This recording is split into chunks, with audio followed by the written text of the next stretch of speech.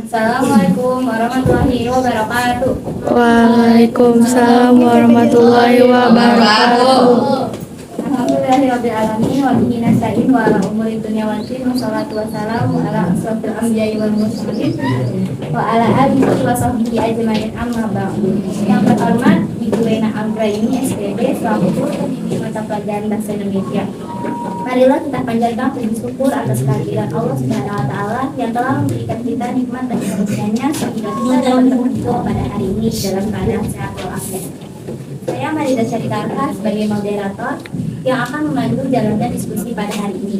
Pada kesempatan kali ini, kita akan mendiskusikan isu mengenai boikotan Israel bersama Meksiko.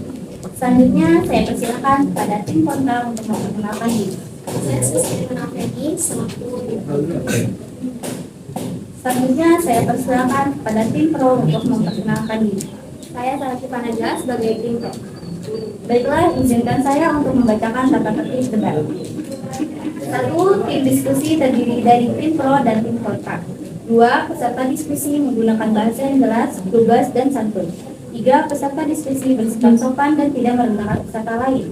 4. Peserta diskusi mengangkat tangan dan meminta izin kepada moderator bila ingin berbicara. 5. Peserta diskusi harus mengikuti jalannya diskusi dari awal hingga akhir. Baiklah, selanjutnya kepada tim kontra saya persilakan untuk menyampaikan argumen. Muncul gerakan boikot produk Israel yang menimbulkan banyak pro dan kontra di kalangan masyarakat. Akan tetapi muncul banyak pertanyaan tentang dampak dari gerakan boikot ini. Sebab seruan boikot produk pro Israel dikhawatirkan dapat menimbulkan gelombang pemutusan hubungan kerja atau PHK massal terhadap tenaga kerja di tanah air. Beberapa orang berpendapat bahwa memboikot produk Israel tidak adil karena banyak Israel yang tidak terlibat dalam kebijakan pemerintah. Silakan kepada Nino. Aksi boikot Israel adalah bentuk protes atas tindakan Indonesia oleh Israel kepada masyarakat Palestina. Pemboikotan produk Israel dapat dianggap sebagai tindakan solidaritas kepada rakyat Palestina. Para pendukung pemboikot meyakini bahwa dengan menolak produk Israel, mereka dapat menjadi suara bagi keadilan dan perdamaian.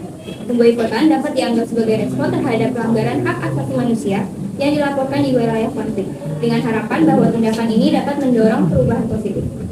Dukungan terhadap kemerdekaan Palestina saat itu hukumnya wajib, maka kita tidak boleh mendukung pihak yang memerangi Palestina, termasuk penggunaan produk yang hasilnya secara nyata menyokong tindakan pembunuhan warga Palestina. Jika ada sanggahan dari tim kontra maupun tim pro, saya persilakan. Saya izin menyanggah dari tim kontra.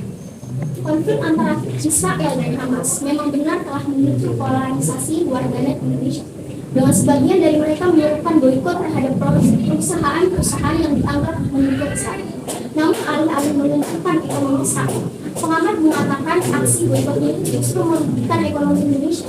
Dan bagaimana dengan karyawan-karyawan Indonesia yang bekerja di perusahaan seperti mereka? Apakah mereka pantas mendapat komen negatif dari netizen di luar? Dan izin menyanggah, karyawan McD memang tidak pantas mendapat komentar negatif. Namun, memboikot produk Israel sudah sesuai dengan fatwa MUI yang telah dikeluarkan.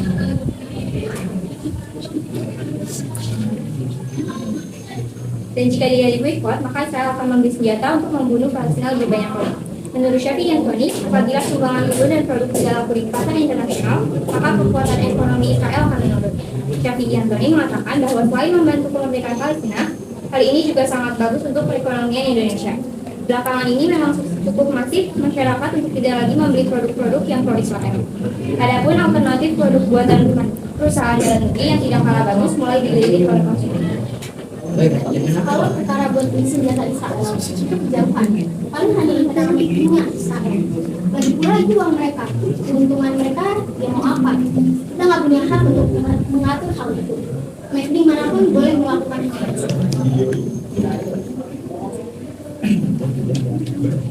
Memang keuntungan McDonald's Indonesia tidak dibayarkan ke McDonald's pusat di Amerika, melainkan memang seluruh McDonald's Indonesia harus membayar sebagian kecil dari pendapatan kotornya sebagai royalty fee atas penggunaan brand McDonald's. Inilah yang dinamakan franchise agreement. Dan jika tidak diboikot juga, Israel selalu merasa menjadi penguasa. Seperti yang dikatakan oleh Menteri Keamanan Nasional Israel, Itamar Ben, Semua ancaman Hamas akan mengubah apapun. Kami adalah penguasa Yerusalem dan seluruh tanah Israel. Hukuman Indonesia tidak dibandingkan dengan di Amerika. Di McDonald's Indonesia tidak ada hubungannya dengan McDonald's Israel yang berbeda. Membagi-bagikan makanan gratis kepada prajurit Israel. Uang usaha yang beredar dan berputar hanya di dalam negara itu. Di Indonesia memungut uang pajaknya, bahan bumbu, supplier, operasional, bayar karyawan dan keuntungan pribadi uang lebih baik itu lewat donasi saja, itu lebih berguna. Tidak perlu sampai demo dan mengajukan informasi. Banyak masyarakat yang akan kena dampak buruknya dan dari pemboikot itu bisa mematikan perekonomian daerah. Selanjutnya adalah kesimpulan. Kesimpulan mengenai pemboikotan produk Israel dapat bervariasi, tergantung pada perspektif masing-masing kita. Beberapa mungkin memandang pemboikotan sebagai tindakan efektif untuk menyuarakan solidaritas dengan Palestina dan menekan Israel terkait isu-isu tertentu. Sementara itu, yang lain mungkin meragukan efektivitasnya dan menganggap sebagai pendekatan yang kontroversial dalam mencari solusi konflik di Timur Tengah.